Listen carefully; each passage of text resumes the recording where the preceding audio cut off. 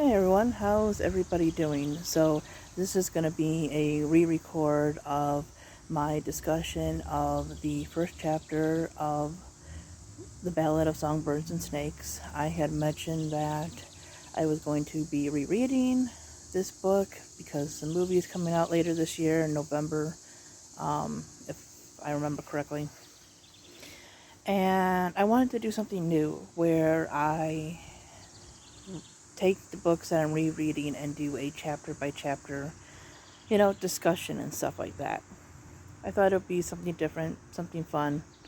And The Ballad of Songbirds and Snakes has a lot of chapters. I think over 30, if I remember correctly. So I got my Rockstar, and let's get into talking about chapter 1 of The Ballad of Songbirds and Snakes.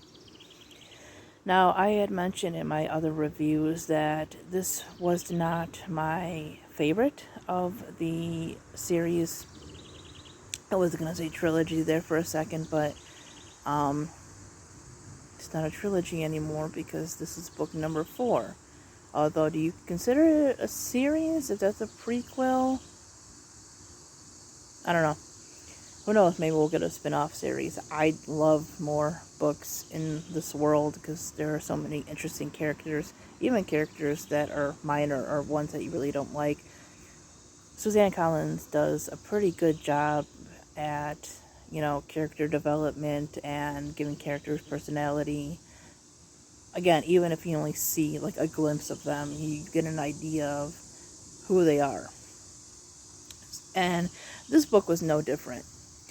That's one good thing about it is the characters. The plot is interesting.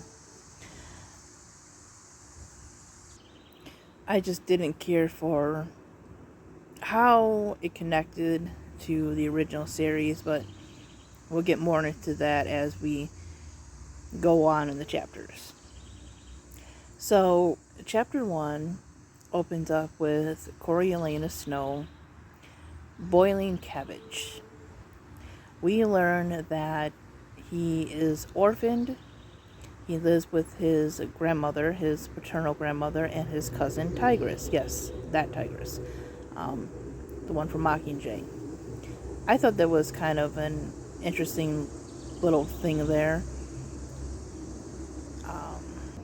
I don't think there was anything anybody was expecting. Like, maybe some other people would have been connected to him, but, if you've read Mockingjay, you wouldn't know why people are, surprised about Tigris. So, yeah, he lives with his cousin. Tigris is older, by the way. His older cousin Tigris and their grandmother in their, I think it's considered a penthouse, or some, like, luxurious apartment. But throughout the chapter, we learn that, both his father died in the war, and I believe his mother died from birth complications or something like that. She basically was sick. And their father, or their family, had a lot of money, investments and stuff in District 13, which is, the district that led the rebellion that led to the Hunger Games and the Dark Days, or the Dark Days and then the Hunger Games. So, despite the fact that he lives in the capital, and they live at a penthouse, and,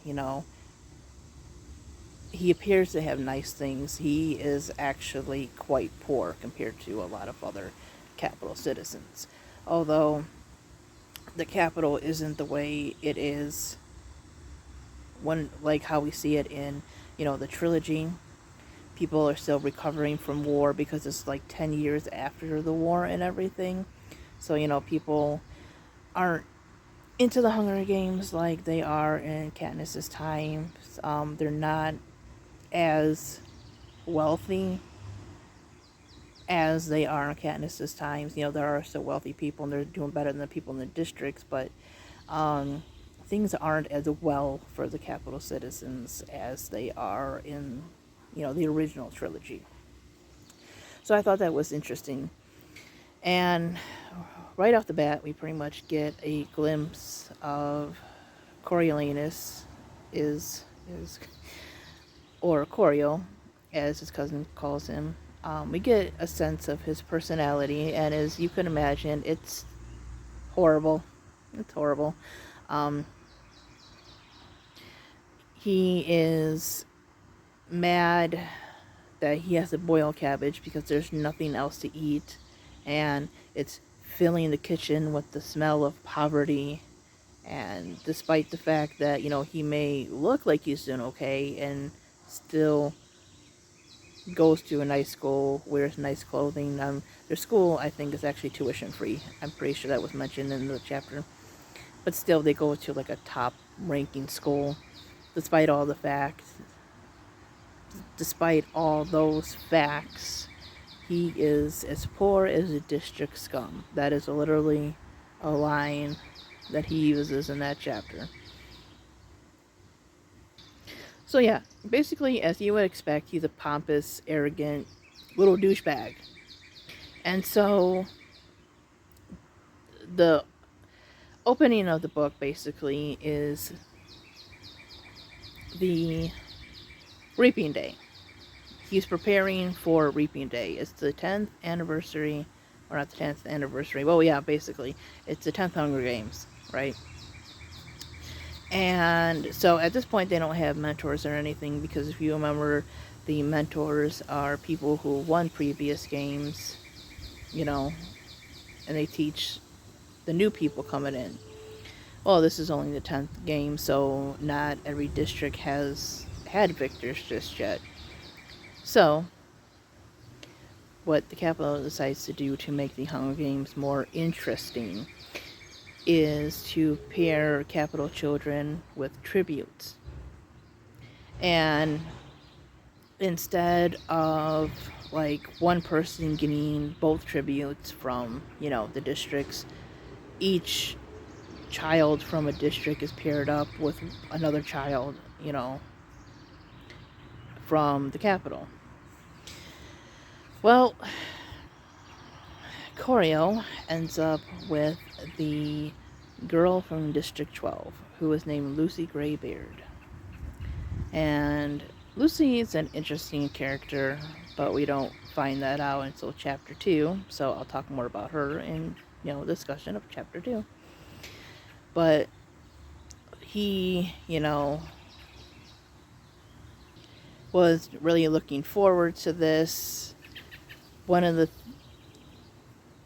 things going on in the opening of the chapter was while he's cooking this cabbage soup and complaining about how poor he is and how much like the districts he is worrying about Tigris finding him a proper shirt for the reaping, because all he had was an old shirt from his father's that was pretty much stained up. And Tigris works with like some kind of fashion person, and so she ends up taking a shirt and doing some stuff with it to like dye it, I think, with marigolds and stuff. So basically he is living a lot like Katniss had to live. The only difference is he has like a safety net of, 1, family, 2, his community. Because even though, he doesn't want people to know that he's poor and everything, he doesn't have to worry about sneaking into the woods with an illegal weapon, to hunt food, because there's nowhere to buy food, or you don't have enough money and stuff like that. They got Tesserae, and everything. So, being from the Capitol, he still has privileges. He does not have to watch his back just to get food, not because of animals, but because somebody from the government doesn't like what you're doing and decides to, kill you for breaking the rules. So, he's completely oblivious to the privileges that he still has, which is not surprising, because he is Coriolanus Snow. But yeah, I found it quite interesting because, there are parallels between the prequel and, the original trilogy. And she kind of did that all throughout the trilogy. Like, there's parallels between characters, and how they represent each side and everything. And she kind of continues to do that here. Which, I liked.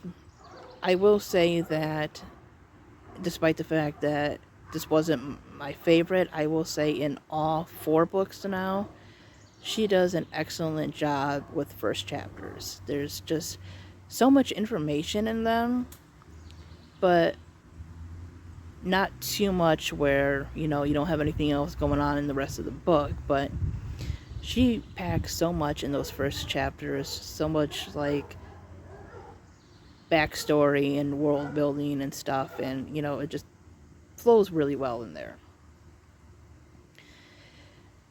And I'm not crazy about the Lucy Gray Katniss thing and everything, but she does have clever writing where you don't pick up things right away. At least I didn't. But it's nice to see some of those things when you go back and you're like, oh, I can't believe I missed that, that kind of thing. And I kind of like books like that, where there's just little things hidden in there.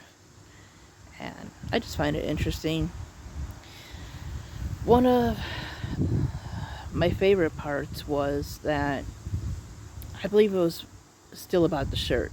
Yeah, because Tigris had not come back with the shirt yet, and he was getting worried because he was running out of time to make excuses why he couldn't go to the reaping. Because if he squeezed into another shirt, he'd look poor. If you wore this or that, it'd be disrespectful. Called off, he'd be spineless, It's all about how he looks, how the world perceives him. He must be perfect, he must be on top. Even when he was talking about how Tigris would pay for a new shirt, like, he was worried that she was going to go brave the black market, but they don't have any money. So he was like, the only thing that she has to give is herself. And, while she's no great beauty, she has, a kindness, like a vulnerability to herself. And he said that the House of Snow has not fallen that far yet. And while you would think he'd be worried about his cousin, and maybe to some degree he was, it still went back to how it made him look. It wasn't so much about that, hey, people would take advantage of my cousin, and I love my cousin, and she's a good person. That wasn't as important as how it would make his family, and by extension him, look. So he is very, very much about superiority, and things must have order, things must be his way, the capital way. We see this when he talks about Suganus, who is actually from District 12. So we learned in the book that at one time in Panem, people could travel. It's mentioned by Katniss in the trilogy that people are not really allowed to travel. That basically only like capital officials or people that get invited to the capital, people like on the victory tours. I can't remember about capital citizens going to the districts. I don't think many want to, but basically travel between the districts is forbidden, basically. Whereas in Ballad, we learned that it was stopped after, at least for district citizens, it was stopped, after the Dark Days, after the war, pretty much. So we know that a lot of District 2 sided with, like, the capital, and because Suganus' father did as well, and was able to work his way up to the capital, he moved his family there, to save them from life in the district and then the Hunger Games. Suganus ends up getting the boy from District 2.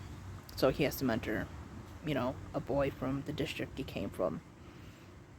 And Coriel basically talks about, what people thought of Suganus and how, he didn't join in and kind of picking on him, but, it's very obvious that he still looked down on Suganus for being a district citizen. He basically says that they're new people ruining their way of life, new money coming in.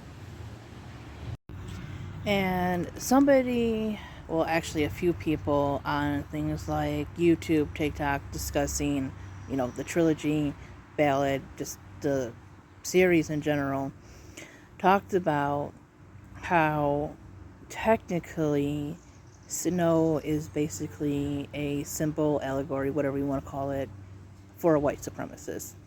There's a lot of social commentary, history, etc. woven into that story.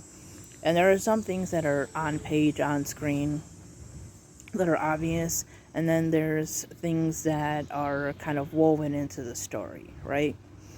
And I think if you are familiar with history, if you have an open mind and want to learn about actual history and stuff like that, then you pick up on more of these things, or you are willing to go back and reread and discover, that's in there. It's quite obvious from the description of Katniss and how the people who have her descriptions and likeness live in their district, the things that Snow says to her and everything. It's very obvious that he's not just a classist, He doesn't just hate the people of the districts because they're poorer than him. He specifically dislikes Katniss because she is a person of color standing up to him. And again, while for some people that might not be directly on the page, it's woven in there. It's in there. You just got to pay attention. And this is why I read books, to pick up on things, to learn things. And in Ballad, you can see that same thing is happening with Suganus. Suganus is the minority in their community. He is considered the other by people like Coriolanus. Somebody that is coming to, destroy their way of life. And that's not even just with people of other races. Like, lately we've been hearing that about people of the LGBT plus community. So basically he is a racist, prejudice, a bigot, whatever you want to call it. But instead of race or sexuality, in the story they put district versus capital. But basically it's a symbol for all those things. And, again, it's kind of like a nod to the original trilogy, and we see that he's pretty much always been like this. We see how he becomes the way that he is and everything. Oh, another thing that's a nod to the trilogy, and especially later on, in the series, whatever, trilogy, it's only 3 books, and then the prequel. I forgot to mention this when I was talking about the shirt, because I got into talking about, his very poor relationship with Tigris, or what we would know as a poor relationship, because it makes it seem like he cares, but he only really cares about himself.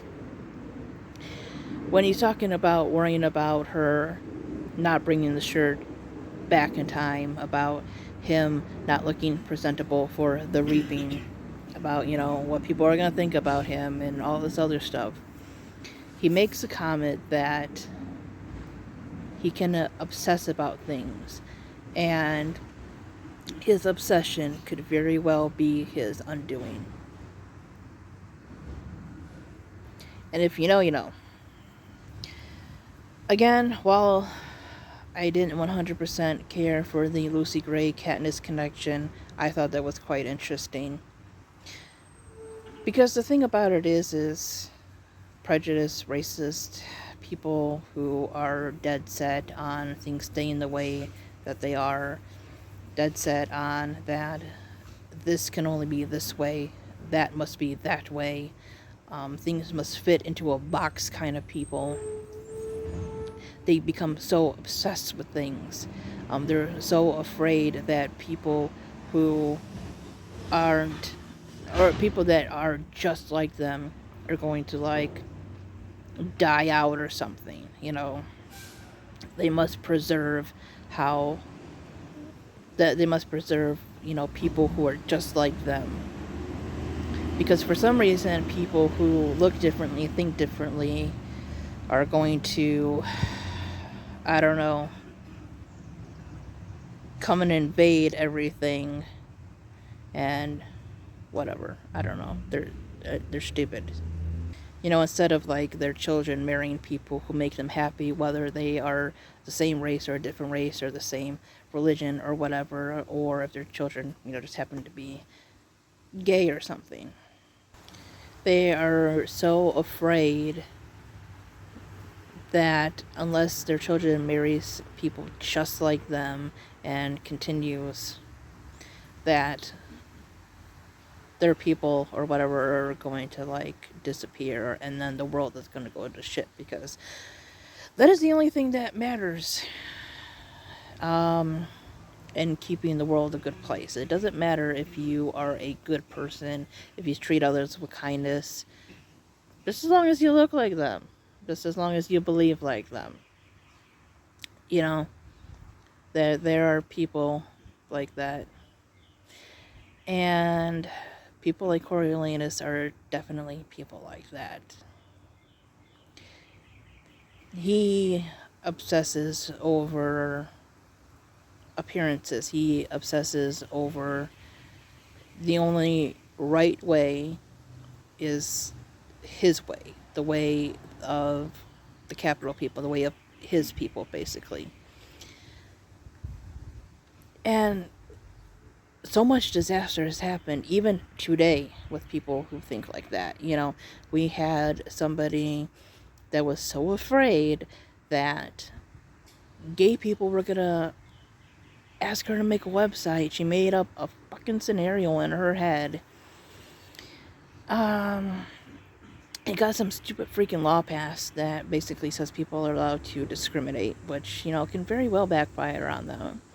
So yeah, I thought that was interesting, because those people definitely exist. Those people who obsess over these kind of things exist, and it ruins not just things for other people, but it backfires on them as well.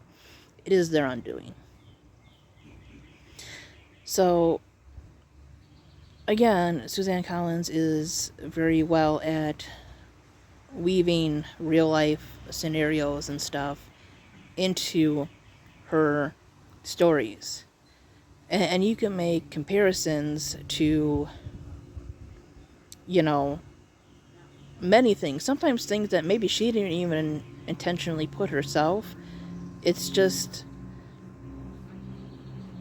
written in a way where it can be seen many different ways by many different types of people and everything.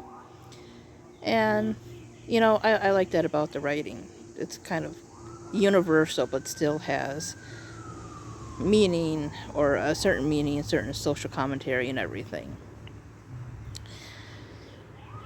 we do learn a little bit about his childhood, and in some ways you can understand where he's coming from and why he believes the way he does.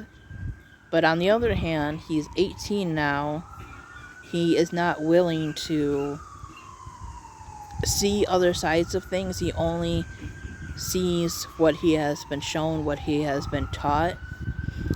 Because, like, there's a part where he talks about how, in order to stay warm, because, they had pretty much sold everything to keep afloat, that they had to throw things into the fire to keep it going. And one of those things was books he read with his mother as a child.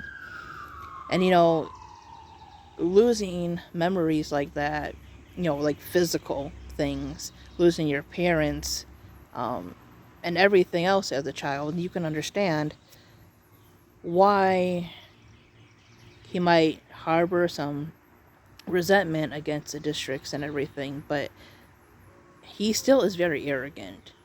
He still is very prejudiced, very ignorant. And while you understand the anger, the fact that he looks down on just anybody that isn't like him is inexcusable. Because, I myself, have had bad experiences with all kinds of people. We all do.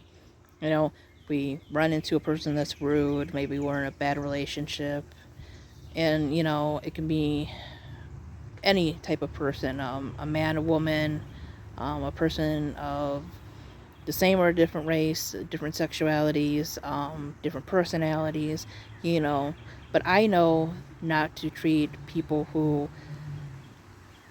look or speak or whatever like the person or the people who have hurt me all the same, right? Because I know people have different personalities. People have a variety of beliefs and the way they do things. So yeah, while you can understand why he might be upset, why he might be a little standoffish sometimes, because again, he's 18, he's just coming into adulthood. His full-on ignorance, his full-on, nobody is right but me, ways are just inexcusable and ridiculous. And, he's an interesting villain because, again, while you understand that bad things have happened to all kinds of people. And he is no different, no more special than other people. Although some people think they are. Some people think because they cannot force their way of life onto you, or you are not just like them, it is somehow oppression to them. And I didn't quite pick all of this up when I first read it, just because, it was the first time I read it, and it was a different style than the first book. This is written in third person, where the trilogy is written in, first person. So I had to get used to that style. I felt there's a lot crammed in, despite the fact that it is like 500 and something pages, I think. And I know I said I like the first chapters in each book because they have so much in them, but this one just felt like so many things sporadically happened and everything. I think this would have been better as, its own trilogy or whatever, but it is what it is. I will definitely have a lot more to talk about when it comes to chapter 2, because that is where we get to meet Lucy Gray. Oh, we also learn in the first chapter that the dean of his high school, which is Casca Highbottom, is the creator of the Hunger Games, and he is pretty much always high on morphling. And I'm pretty sure it was in the first chapter where he thinks that when they're reading off pairing the capital and the district children, and he doesn't hear his name, he's thinking that maybe they forgot, maybe he discovered the nickname that he gave the dean. Maybe they're giving him some high position or whatever, because he calls him high as a kite bottom, because the guy's always on morphling. But again, if you created the Hunger Games, you probably would do drugs, considering the fact of what they are. So yeah, we learned who the creator of the Hunger Games is. We learned that him and Choreo don't exactly see eye to eye. And we also learned that the reaping takes place on July 4th. So that is, my review of chapter 1 of The Ballad of Songbirds and Snakes. Anyways, thanks for watching, guys. Bye.